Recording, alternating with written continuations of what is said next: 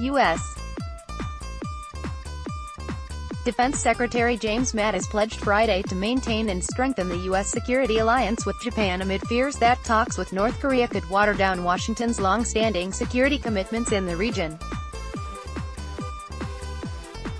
Mattis said the United States and its regional allies will maintain a strong collaborative defensive stance on North Korea, and that Japan will remain a cornerstone of regional stability. In meetings with Japanese officials, Mattis sought to address Tokyo's worries that its security interests could be left behind in President Donald Trump's push to reach a denuclearization deal with North Korean leader Kim Jong-un. "We're in the midst of very unprecedented negotiations right now with North Korea, but in this dynamic time, the long-standing alliance between Japan and the U.S. stands firm," Mattis insisted next to his Japanese counterpart Itsunori Onodera. "There is absolute reassurance between the two of us that we stand firm," he pledged. Regional allies were caught wrong-footed by Trump's unexpected announcement on June 12 to suspend joint military exercises between the U.S. and South Korea that had previously been seen as a vital measure to contain the North Korean threat. Following the historic summit in Singapore between Trump and Kim, the U.S. president said he wanted a halt to the drills, describing them as expensive and provocative. But U.S. allies did not appear to be forewarned.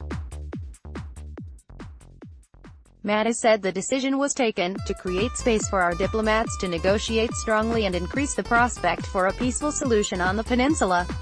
At the same time, we maintain a strong collaborative defensive stance to ensure our diplomats continue to negotiate from a position of unquestioned strength, he said. Onodera said the drills were important for the stability of the region, but acknowledged that the decision to suspend them was valuable for diplomatic efforts to get Kim to give up his nuclear threat. Japan and South Korea both feel a threat from Pyongyang's proven short- and medium-range ballistic missiles and its possession of chemical and biological weapons. North Korea, which has previously vowed to sink the Japan into the sea, fired 2 tested missiles over the island nation last year, with others splashing into the sea nearby. Tokyo and Seoul fear U.S. negotiations will focus on the intercontinental ballistic missiles that North Korea showed last year could reach U.S. territory and potentially deliver a nuclear warhead, rather than shorter-range missiles. Onodera called for Japan and the U.S. to seek the dismantlement of all North Korea's weapons of mass destruction, and ballistic missiles of all ranges. Mattis did not directly address that wish, saying only that both sides should work to ensure the diplomats doing the negotiations were backed up by a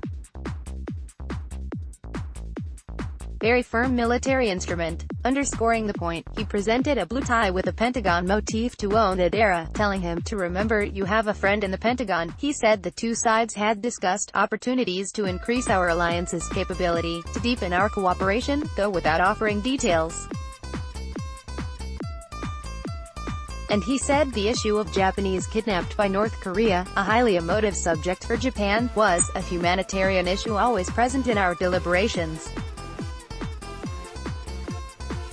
Mattis arrived in Tokyo from South Korea, where he also sought to tamp down worries that Washington would let down its guard as the denuclearization talks move ahead. He said even with the cancellation of the exercises, Washington would be maintaining the current U.S. force levels on the Korean peninsula. The U.S.-South Korea alliance was ironclad, Mattis stressed.